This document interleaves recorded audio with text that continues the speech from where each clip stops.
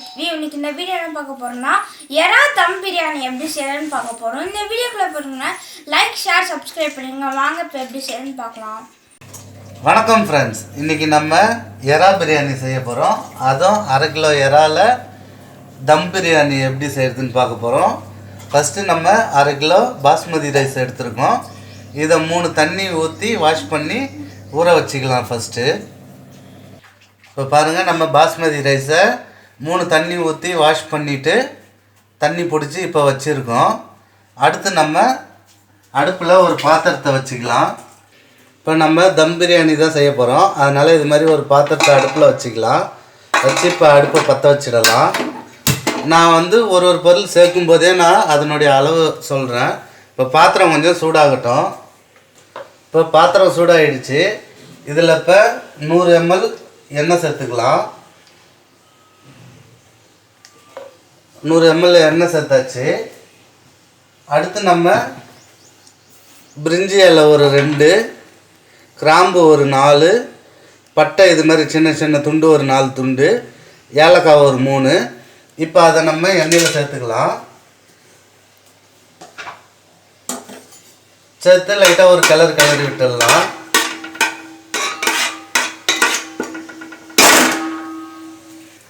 அடுத்து இப்போ நம்ம வெங்காயம் சேர்த்துக்கலாம். 200 கிராம் வெங்காயம் சேர்த்துக்கலாம். இப்போ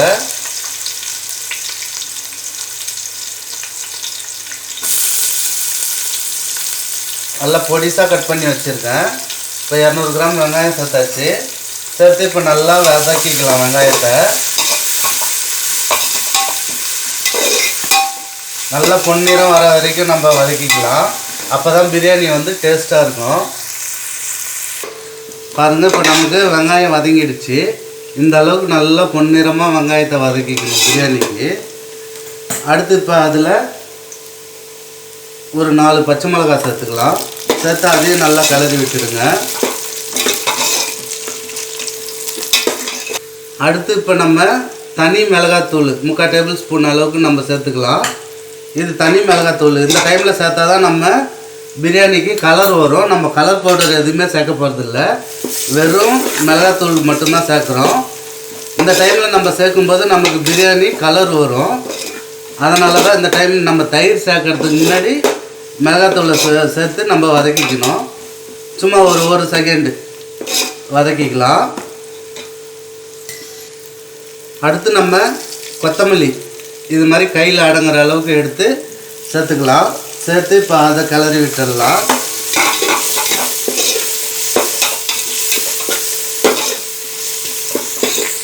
இப்போ நம்ம கொத்தமல்லி சேர்த்து 1 நிமிஷம் வதக்கிட்டோம்.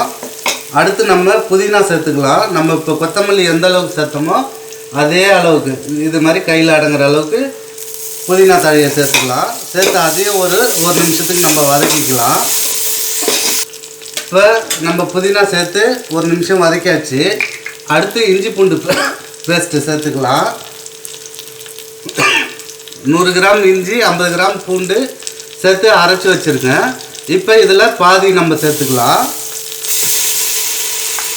அடுப்பை இந்த டைமில் மீடியம் ஃப்ளேமில் வச்சுக்கிங்க, இல்லைன்னா அடி பிடிச்ச மாதிரி ஆகிடும். அதனால் இந்த டைமில் நம்ம மீடியம் ஃப்ளேமில் வச்சு இஞ்சி பூண்டு பேஸ்ட்டை பச்சை வாசனை போகிற வரைக்கும் வதக்கிக்கலாம். இப்போ இஞ்சி பூண்டு பேஸ்டினுடைய பச்சை வாசனை போயிடுச்சு. இந்த டைமில் நம்ம கட் பண்ணி வச்சுருக்கிற தக்காளியை சேர்த்துக்கலாம். இது பார்த்தீங்கன்னாக்கா 200 கிராம் தக்காளி சேர்த்து இப்போ நல்லா வதக்கிக்கலாம். இப்போ இது மாதிரி கிளறி விட்டுடுங்க.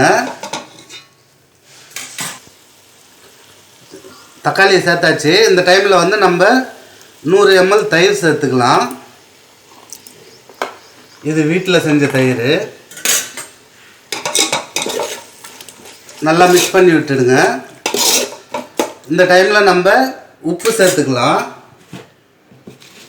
இப்போ தேவையான அளவு உப்பு சேர்த்துங்க.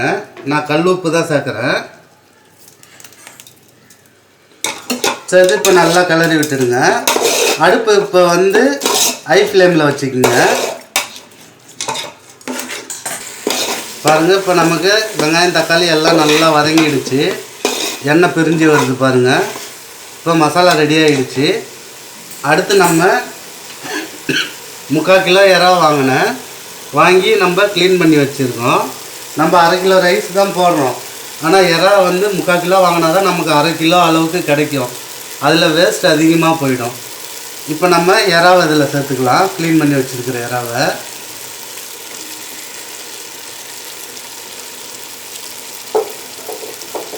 நமக்கு சிக்கன் மட்டன்லாம் வந்து நம்ம எவ்வளோ வாங்குறோமோ அந்த அளவே குவான்டிட்டி கிடச்சிடும். இறால வந்து வேஸ்டேஜ் போகும். அதனால் நம்ம 3/4 கிலோ வாங்கினா தான் நமக்கு 1/2 கிலோ அளவுக்கு இறா கிடைக்கும்.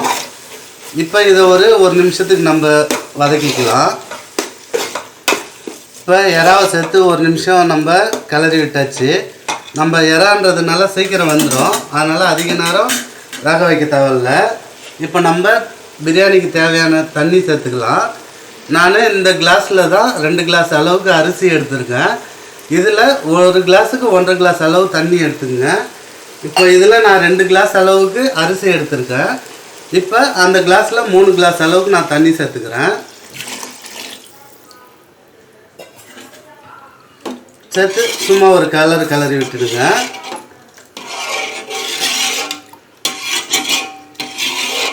இது மாதிரி வாரம் ஃபுல்லாக எல்லாத்தையும் எடுத்து விட்டுடுங்க. இப்போ நம்ம கிளறி விட்டாச்சு. விட்டுட்டு இப்போ நம்ம தட்டு போட்டு மூடிடலாம். தண்ணி கொதிக்கட்டும். இப்போ பாருங்கள், தட்டு சைடு ஃபுல்லாக புகை வர ஆரம்பிச்சிடுச்சு. திறந்து பார்க்கலாம். இப்போ பாருங்கள், தண்ணி கொதிக்க ஆரம்பிச்சிடுச்சு. இந்த டைமில் ஒரு கிளறி விட்டுடலாம். கிளறி விட்டுட்டு இப்போ அடுப்பை வந்து மீடியம் ஃப்ளேமில் வச்சு ஒரு 5 நிமிஷம் நம்ம கொதிக்க விட்டுடலாம். அப்போ தான் வந்து நமக்கு அந்த தக்காளி வெங்காயம் எல்லாம் வெந்துடும். திரும்ப தட்டை போட்டு மூடிடலாம். மூடி ஒரு 5 நிமிஷம் அப்படியே கொதிக்க விடலாம் மீடியம் ஃப்ளேம்லேயே.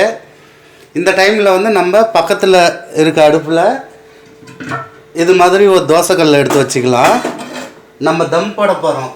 அதனால் வந்து பாத்திரத்தை வந்து டைரெக்டாக வச்சு தம் போடும்போது அடி பிடிக்கும். இது மாதிரி ஒரு தோசைக்கல்லோ இல்லை இரும்பு பிளேட்டோ வச்சு நீங்கள் தம் போட்டிங்கனாக்கா நமக்கு அடி பிடிக்காமல் வரும். இது நமக்கு இப்போ சூடாகிட்டே இருக்கட்டும். அடுப்பை வந்து மீடியம் ஃப்ளேம்லேயே வச்சுங்க. தோசைக்கல் வச்சுருக்கிறது அது சூடாகிட்டே இருக்கட்டும். இந்த டைம்லேயே வந்து நம்ம ஊற வச்சுருக்கிற அரிசியை வந்து தண்ணியை வடிச்சிக்கலாம். நம்ம இந்த அரிசி எப்போ ஊற வச்சிங்கன்னு பார்த்தீங்கன்னாக்கா, அடுப்பு பற்ற வைக்கிறதுக்கு முன்னாடி நம்ம ஊற வச்சுட்டு தான் நம்ம அடுப்பை பற்ற வச்சோம். இப்போ நமக்கு தண்ணி கொதிக்க ஆரம்பிச்சிடுச்சு. இந்த டைமில் வந்து நம்ம இந்த அரிசியை வடிகட்டி தண்ணியே இல்லாமல் வடித்து எடுத்துக்கலாம். இப்போ மீடியம் ஃப்ளேமில் வச்சு நம்ம ஒரு 5 நிமிஷம் கொதிக்க விட்டோம். இப்போ தட்டை திறந்து பார்க்கலாம்.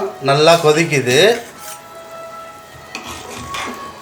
பாருங்கள். நமக்கு வெங்காயம் தக்காளி எல்லாம் வெந்திருக்கு. அதனால தான் நம்ம மீடியம் ஃப்ளேமில் வச்சு 5 நிமிஷம் வேக வைக்கணும். அடுத்து இப்போ நம்ம வடிகட்டி வச்சுருக்க அரிசியை சேர்த்துக்கலாம்.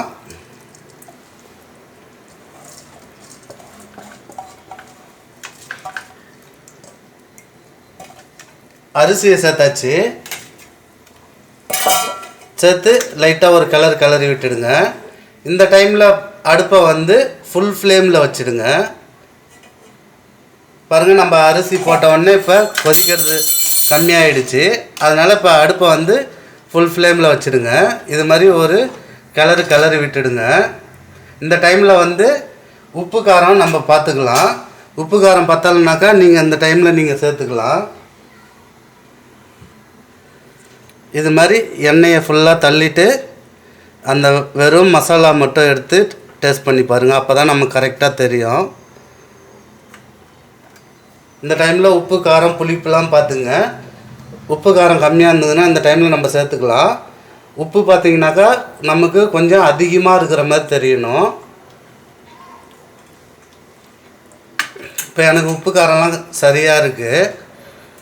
உங்களுக்கு இதை பத்தலைனாக்கா இந்த டைமில் நீங்கள் சேர்த்துக்கலாம். அதேமாதிரி புளிப்பு பத்தலைனாக்கா கொஞ்சமாக எலுமிச்சம்பழத்தை பொழிஞ்சு விட்டுக்கலாம். இப்போ பாருங்கள், நமக்கு அரிசி போட்டு நல்லா கொதிக்க ஆரம்பிச்சிடுச்சு. இந்த டைமில் லைட்டாக கிண்டி விட்டுடலாம். இது மாதிரி ஓரத்தில் கிண்டி விடுங்க. இல்லைனாக்கா நமக்கு அரிசி உடைய ஆரம்பிச்சிடும். இது மாதிரி கிண்டி விட்டுடுங்க லைட்டாக. இன்னும் கொஞ்சம் தண்ணி வற்றட்டும். பாருங்கள், இப்போ நமக்கு தண்ணி வற்றிடுச்சு. பாருங்கள், அரிசியும் தண்ணியும் லெவலாக இருக்குது. இந்த டைமில் வந்து நம்ம 2 டேபிள் ஸ்பூன் அளவுக்கு நெய் சேர்த்துக்கலாம்.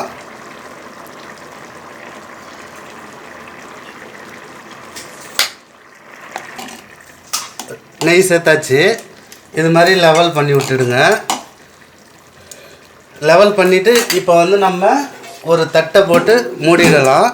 மூடிட்டு இப்போ நம்ம இதை இறக்கி வச்சிடலாம். அந்த அடுப்புலேருந்து இறக்கி கீழே வச்சுட்டு பக்கத்து அடுப்பில் நம்ம தோசைக்கல் வச்சோம்ல, அதை எடுத்து இப்போ இந்த அடுப்பில் வச்சிடலாம். கல் நமக்கு சூடாகிடுச்சு. இதை பார்த்தீங்கன்னாக்கா அடுப்பை வந்து ஃபுல்லாக லோ ஃப்ளேமில் வச்சுருங்க. வச்சுட்டு இப்போ நம்ம பிரியாணி பாத்திரத்தை இது மேலே தூக்கி வச்சிடலாம். தூக்கி வச்சுட்டு இதுக்கு மேலே வெயிட்டுக்காக ஒரு பாத்திரத்தில் தண்ணி பிடிச்சி வச்சுக்கலாம். இப்போ இது மாதிரி ஒரு பெரிய பாத்திரத்தில் தண்ணி பிடிச்சி வச்சிடலாம் தம் போடுறதுக்கு. இப்போ வந்து இதை லோ ஃப்ளேம்லேயே வச்சுடுங்க அடுப்பை. வச்சுட்டு கரெக்டாக ஒரு 15 நிமிஷம் கழித்து நம்ம அடுப்பை ஆஃப் பண்ணிக்கலாம். இப்போ 15 நிமிஷம் கழித்து நம்ம பார்க்கலாம். இப்போ பாருங்கள், நம்ம தம் போட்டு இப்போ 15 நிமிஷம் ஆயிடுச்சு. இந்த டைமில் வந்து நம்ம அடுப்பை ஆஃப் பண்ணிக்கலாம். ஆஃப் பண்ணிவிட்டு இப்போ நம்ம உடனே திறந்துடக்கூடாது. நம்ம திரும்ப ஒரு 15 நிமிஷம் அப்படியே விட்டுடலாம் அடுப்பை ஆஃப் பண்ணிவிட்டு. அதுக்கப்புறம் நம்ம திறந்து பார்க்கலாம். இப்போ ஒரு 15 நிமிஷம் கழித்து நம்ம பார்க்கலாம். இப்போ பாருங்கள், நம்ம அடுப்பை ஆஃப் பண்ணி 15 நிமிஷமும் ஆயிடுச்சு. இப்போ நம்ம ஓப்பன் பண்ணி பார்த்துடலாம். ஃபஸ்ட்டு மேலே இருக்க பாத்திரத்தை எடுத்துடலாம். இப்போ இந்த பாத்திரத்தை இறக்கி நம்ம கீழே வச்சிடலாம் அடுப்பை விட்டு. இப்போ அடுப்பை விட்டு நம்ம கீழே இறக்கியாச்சு. இப்போ நம்ம ஓப்பன் பண்ணி பார்க்கலாம் எப்படி இருக்குது பிரியாணின்ட்டு.